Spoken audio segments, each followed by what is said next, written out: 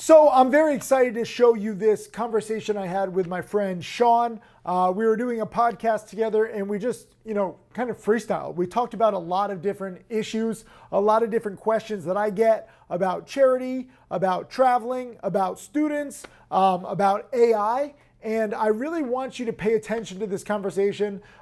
Leave a comment below. Let me know if you have any questions, if you like this video, if you want more videos like it. I love just trying to help people see my mindset. I'm very fortunate to travel all over the world, talk with a whole bunch of people, fulfill my life dream, giving back, making millions, but also creating millionaires from scratch. So I'm just very proud and I want to try to help you in your journey. So check out this conversation. Thank you to my friend Sean. And again, leave a comment below. Let me know if you have any questions and if you like this video.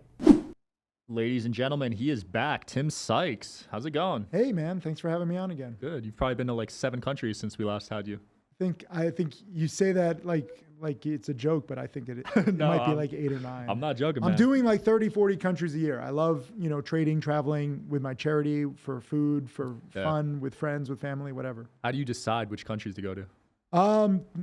That's tough. There's a whole list, like, based on certain seasons. Like I always try to go to Japan for cherry blossom season, which is March and April. But then we have new schools opening up all the time. So I'll be in Bali. We have 2 new schools opening in December. So Wow. it's just nonstop. You're cranking those schools out, man. Got to. Yeah. We have about, we have 116 schools now, but it's about 30,000 kids who are getting education every day, which I'm very proud of. That's amazing. I feel like schools opening them up here, it's not that impressive, but overseas it really changes some lives. People don't appreciate education here. They don't understand, what it's like not to have it. So Right. there it's a luxury. Here, like, it's like, oh, skip school, you don't learn anything. Yeah. Like, let's go smoke behind the bleachers, So it's totally different. And this is why we're also filming a documentary in Bali for Karmagawa, like we've been filming for 2 years now, showing what it's like not to have the things that we have here. Like Wow. it's all perspective. There's a lot of depressed people, a lot of like opioid use from people in first world countries. They're so depressed about their lives. They don't have perspective of what it's like in the third world country. So we need to bring that over here. And I think it's going to open a lot of people's eyes. Interesting. Have you seen depression in other countries?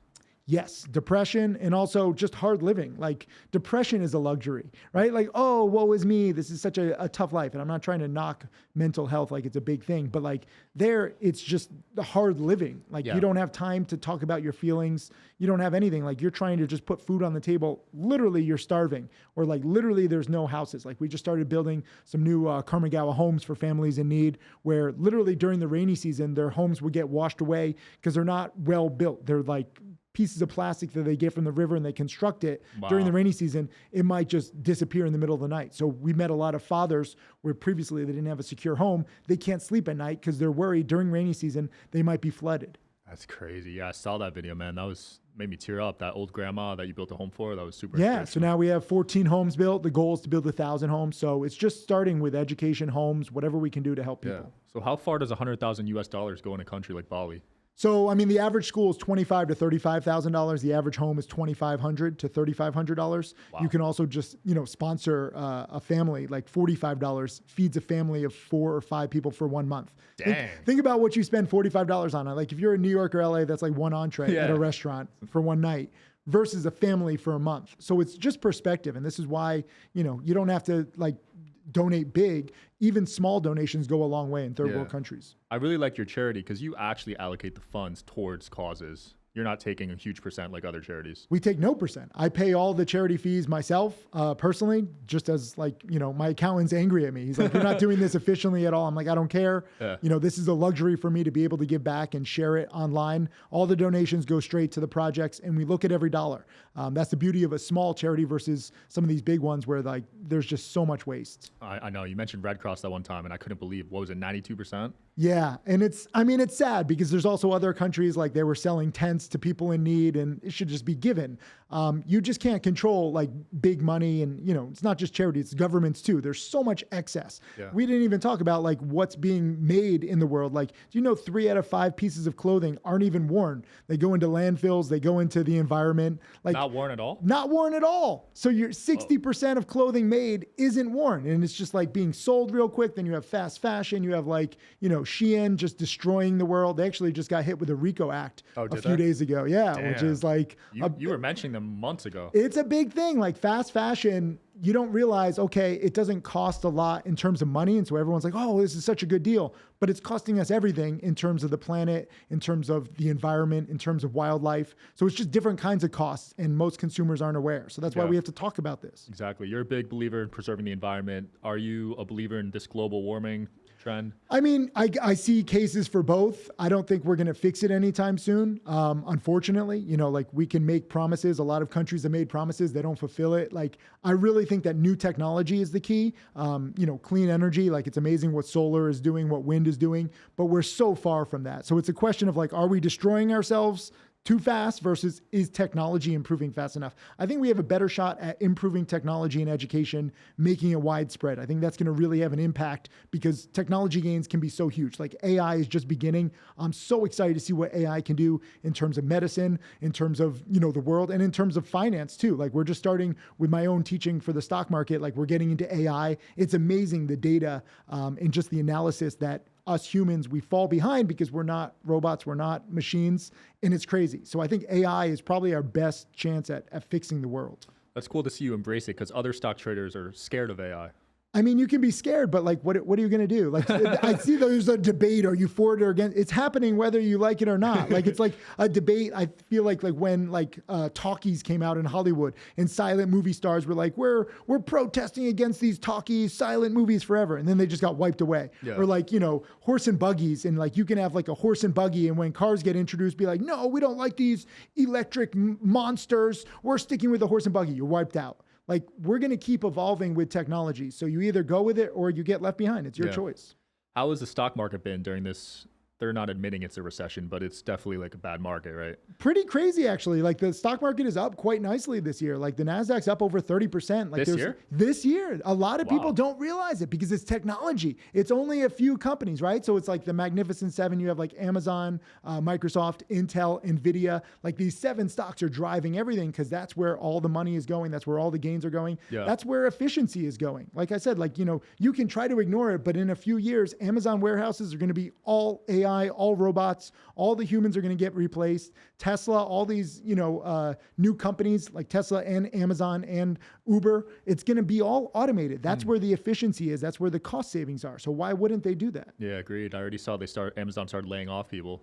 It's going to happen even more. So again, you as an individual have the choice. Are you going to have like a manual labor job where you're probably going to get replaced because it's replaceable? Or are you going to study? Every single person watching this has extra time in their day to study. And I'm not saying you have to become a stock trader, but study everything. Like use YouTube. We've never before had so much information in the palm of our hands. Right. But you do have to actually use it. You do have to actually learn instead of scrolling through like cat videos. Yeah. You get to choose, right? So social media can be bad if you're just like looking at like fashion trends and who can have the most plastic surgery and like look the fakest, right? Like with all these apps and you're like, wait a minute, there's no shadow going on there. Like the girls actually think that like they're fooling anybody, but you can also use social media. You can also use the internet to really change your life. I have a lot of students who are studying all my videos. I have 2,000 videos on my YouTube channel. Yep. They're all free. You have no excuse whatsoever, but you do have to put in the time. Absolutely. And you've coached thousands, if not tens of thousands of students on stock trading, right? 100%. Now over 30 plus millionaires. I just had my conference in Vegas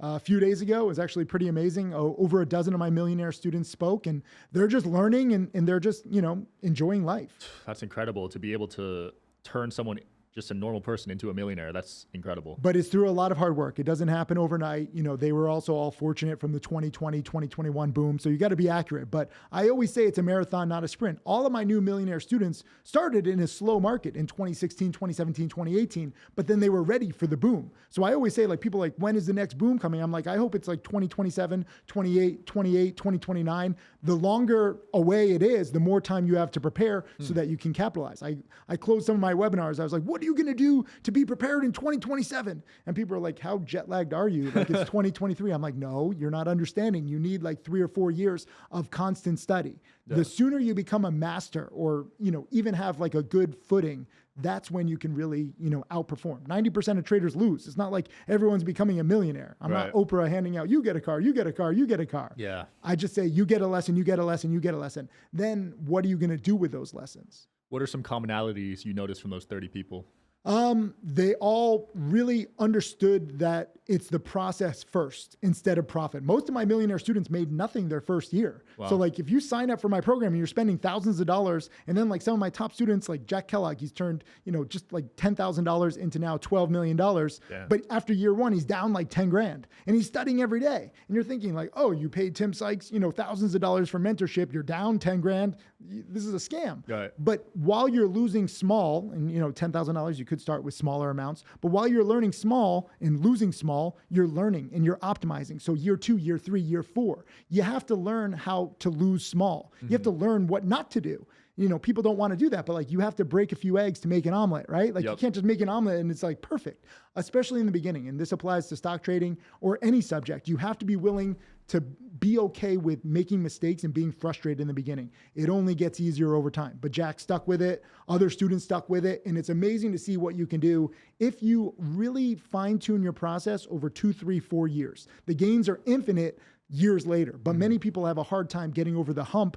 If you're losing, if you're frustrated, after 3 months, you're like, no, I suck, I lose, this isn't for me. But you give up too early. So there's more gains in the long run, but it's harder to get over the initial hump. Right. I love the ability to trade because you could do it anywhere in the world. And look at your lifestyle. Welcome to Why I Travel. This is the laptop lifestyle, the smartphone lifestyle. We'll see what the Apple Vision Pro lifestyle is like. I'm excited. The future is going to keep getting better. And as Starlink improves and we get more internet access everywhere, I was saying at my conference the other day, I was like, I remember dial-up modems.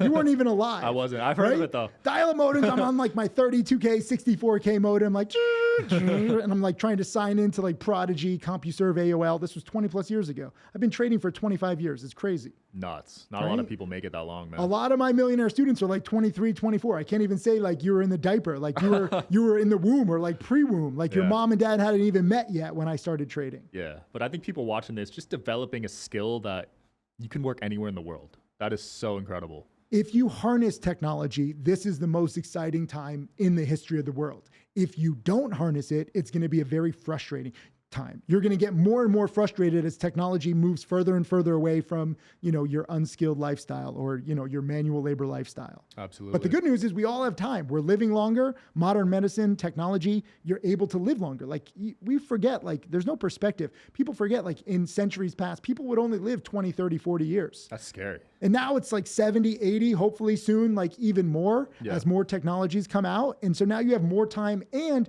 you really need to maximize your time. Like with Netflix, right? It only costs what, $15, $20 a month. So the cost is low, but what does it cost you in terms of your life? Watching movies, watching fantasy shows, like something like picturing something else because your own reality isn't that great. Right. And this is a big problem. Going to the movies, going to Netflix, like all these things take away your precious time from learning, from harnessing the ability to become a master over time, and then building your own dream life. Like I watch movies every now and then. I like it. I'm entertained, but I'm not trying to get away from my reality because my reality is freaking amazing. Yeah, dude, I'm super picky these days with movies. Just because of the subliminal programming in some of them, especially the newer ones, I'm like, yeah, I'm not watching. Movies, TV shows, a lot of this entertainment, video games, anything where it's designed to get you away from reality because they know that, 70% of people who have a job under the age of 30 hate their jobs. Yep. And you're spending 70% of your life at your job. So you have the majority of the people depressed or angry all the time, can't wait for the weekend to get away from the reality,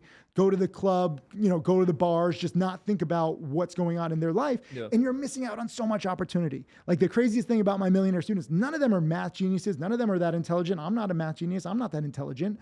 But using the tools, using our brains in education, it's amazing to see what you can do. Like if you look into like just studies about the brain, we only use a small percentage of our brain. Yeah. But if you can activate it and you really, fall in love with education and learning, it becomes an addiction. And it's not just about the money. All my millionaire students, they wanted to be wealthy, but they fell in love with education in the process. And then it becomes a challenge. It's like, how much can I learn? How much can I learn so that eventually, how much can I earn? Yeah. I think the hunger for learning and always being on top of things is in a lot of successful people. And always improving, right? Like even my millionaire students, they might have made $1, $2, $3, $4 million, but they keep going. Like that's not enough to retire on. And then I have 2 students now, 8 figures, 10 million plus, and they keep learning. Wow. Like you can pull back. Like the cool thing is once you have enough money, you can pull back. You can take a week off, you take a month off, take a year off. You have that freedom. If you're in the rat race, it doesn't matter what you want, doesn't matter what you hate, you have to go into work, especially like manual labor. What if you're sick? What if you're injured? There's no days off.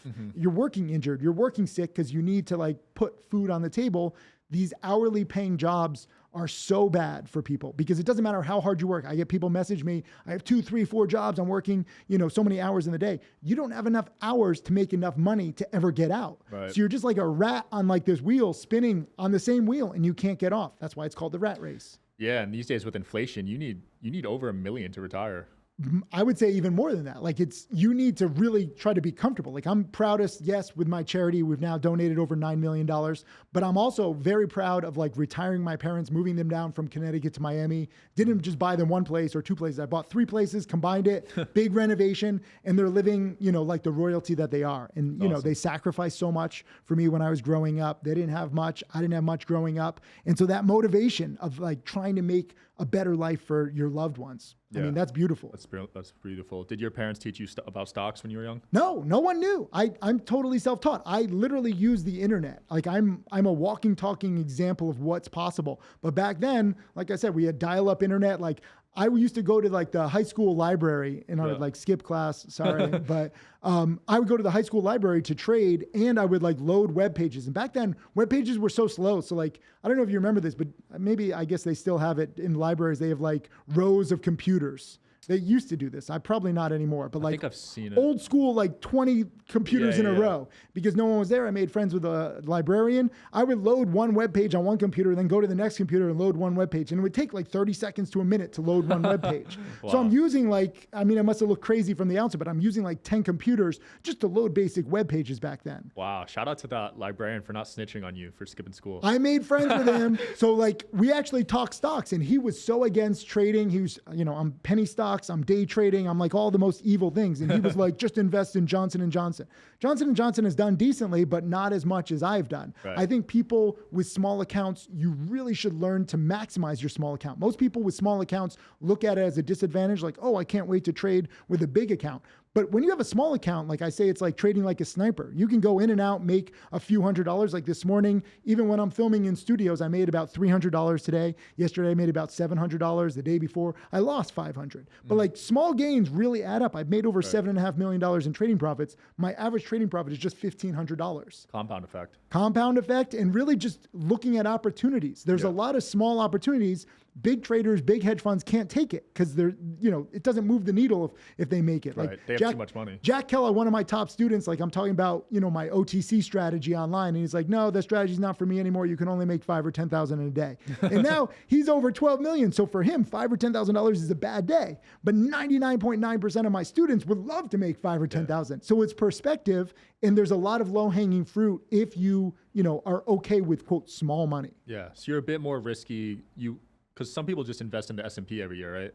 8 to 10% per year, which is fine if you have $1 million or $5 million. But if you have $2,000, you're making $150 a year. It's not going to do anything. And then you have inflation. And so like, it's just not worth it. If you have a small account, and I'm not just saying gamble recklessly, but if you have a small account, study a lot and then try to partake in some speculative strategies based on what you think is happening. And there's a lot of upside. So I still say trade scared. Like I trade penny stocks. I'm a day trader, so it's like risky stuff. But I say trade scared so that trading isn't so scary. Right. Rule number 1 is cut losses quickly. I have so many 1, 2, 3% losses over the course of my career. If a stock is not doing what I want, I just get out. But my gains are bigger than my losses. We're trading volatile stocks, so the account grows. Yeah, you stay disciplined. That's where people mess up when the emotions get involved. It's all discipline. People don't want to take losses. People don't want to seem like wrong, and then they double up, triple up, quadruple up, and then it's a very slippery slope. Yeah. So I'm teaching degenerates discipline. Yeah. It's like coming to Vegas and trying to tell people, don't play the slot machines, the odds suck. And the whole town is built on that.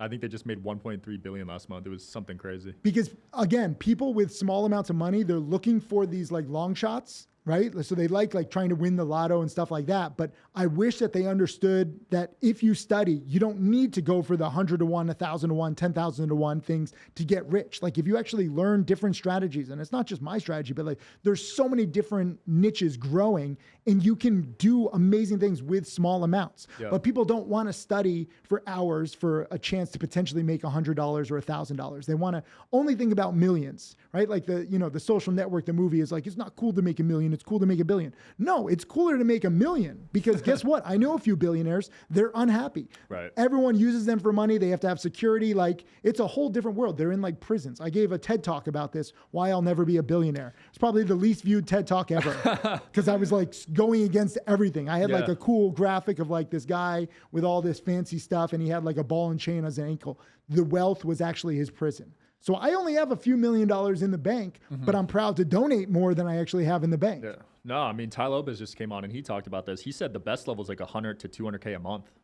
I agree. You really don't need as much as you think you do to be happy. And you don't really understand how many opportunities there are. I'm not saying every job, every opportunity is going to make you 100 or 200,000 a month, but the world is growing so fast and you can literally do anything. You don't have to be like, my parents wanted me to be a doctor or a lawyer when I was growing up because that's like theoretically where the money is. You don't have to be a doctor or a lawyer. In fact, actually being a doctor or a lawyer, you can make a case that it sucks because you have to spend like a decade and 6 figures in student loan debt and stuff like that. Yeah. The world has opened up.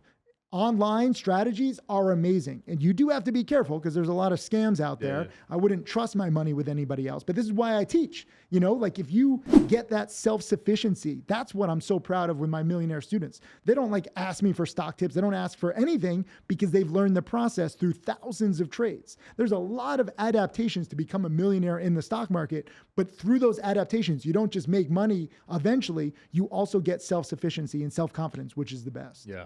Now, I know you're big on the environment. You're on the front lines, cleaning rivers, saving endangered animals. What have you seen causing the most damage to environments?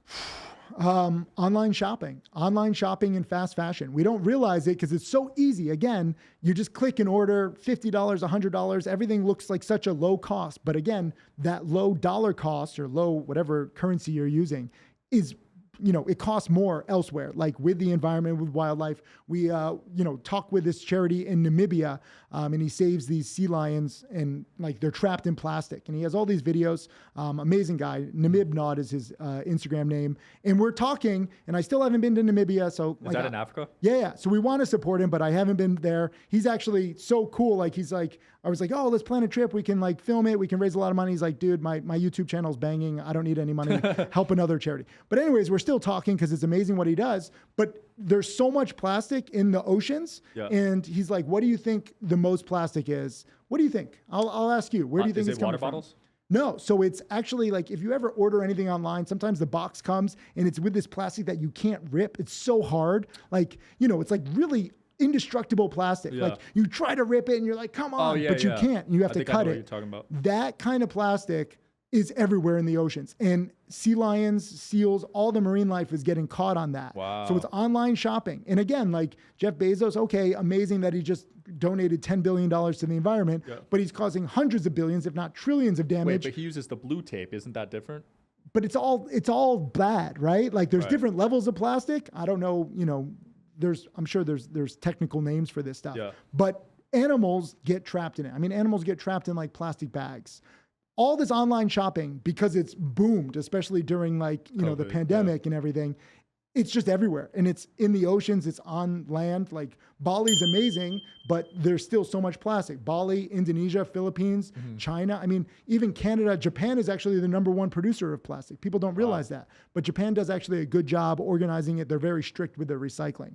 Most recycling is crap. Like less than 9% of plastic is recycled. Wow. And even when it's 9%, like there's so many different little parts that just aren't. So it's like really comes down to like 1% of plastic is being recycled. So where does the rest go? Just in the oceans? Oceans, land, animals. And the worst thing is it never disappears. Takes decades, if not hundreds of years. So it might kill one animal one year, another animal like 6 months later. Jeez. And the animals keep trying to ingest it or they get caught in it. So, I mean, there's a study that says like we've killed like basically half of the wildlife in the past few decades. That's terrible. And online shopping's not going away. So what do you think the fix is? Technology. This is what I'm saying, right? Like, and there's great charities too. Like the Ocean Cleanup does a great job. They've raised hundreds of millions of dollars to really clean up like so much plastic. But there's so many new techniques being developed, new materials being developed. That's really the only future. We're not going to stop online shopping. You know, people aren't going to be like, oh, let me order natural for like this organic material that's like 10 times the price of like Shein. Yeah. People will always go for cost. But if we can educate them and if we can get more technology, I wish everybody watching this would just watch YouTube videos on how to create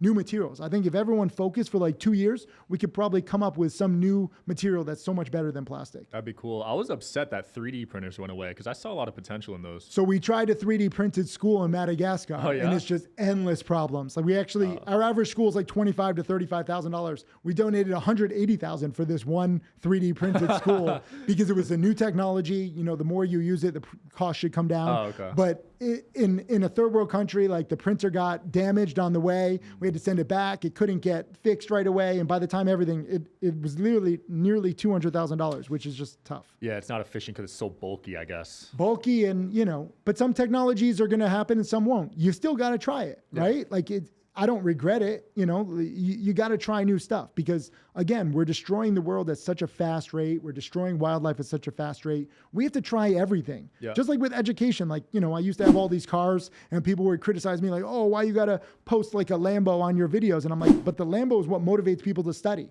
I'll try anything. Now I don't have any cars because frankly, I travel too much and it just doesn't excite me. Yeah. But I know what that means. Like you need that motivation. I think social media is great for visual motivation. If you get inspired by, you know, nice watches, if you get inspired by cars, if you get inspired by charity, whatever it is, whatever pushes you, because it's really that motivation that people need. There's so many non-motivated people out there with potential, but they just need to be pushed. For sure.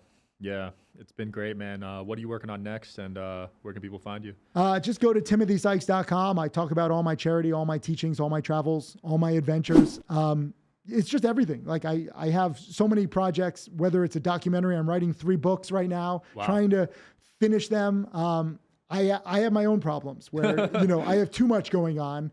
I wish I could clone myself and like, you know. That's coming. The early clones are going to be messed up, man. It's going to be like a bad sci-fi movie. I don't want to deal with that. It's also been banned by the UN. So I think only like China's working on clones and they're going to be like all like, it's not good. Like I'll wait for that, but it's not even cloning. Like I need to do more. I need to be more organized. I can teach others, but I myself am imperfect. So I need to do a better job at finishing a lot of the stuff that I take on, but it's also a lot of work. And I get interested like in helping a country, helping a charity, trying to teach, like trying to take advantage of like the stock market. Like you said, like you didn't even know the NASDAQ was up 30% this year. No idea. Because the overall market isn't up that much, but there's a hot niche with AI. Like NVIDIA is now a $1 trillion company, one of the biggest companies in the world. They have an AI chip. It's basically $40,000 and everybody wants these chips. What does it do? It's just, that's how you program AI. You need their chips. They have basically a monopoly. There's some competitors, but they have such a huge lead and they literally just doubled the prices of these chips. It went from 20,000 to 40,000 and there's still so much demand. They're being like sold like literally on the street and on eBay. There's Imagine like auctions. Margin on those too.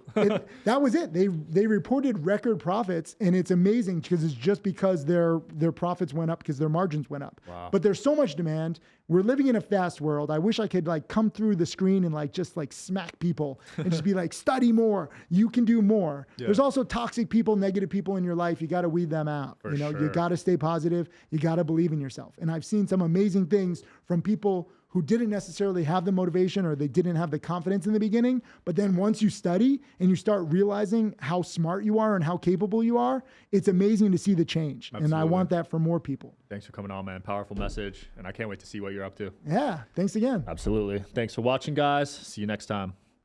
What a conversation. I know it was very wide ranging, but you know, I'm all over the place and I really want you to understand that this is the most fascinating time in human history. I know there's negative people online, maybe toxic people in your life. They're wrong. okay? I'm so blessed to be able to have perspective of everything I see online around the world, technologically speaking, educationally speaking, financially speaking. And I really want you to get inspired to study your butt off, because the world can be very small and you can be very narrow-minded if you remain ignorant, or the world can be amazing and beautiful like it should be if you get educated. It's all about education. Leave a comment below. Let me know what you thought about this video. Let me know if you're gonna study hard. Let's make this the best life possible. You got one life.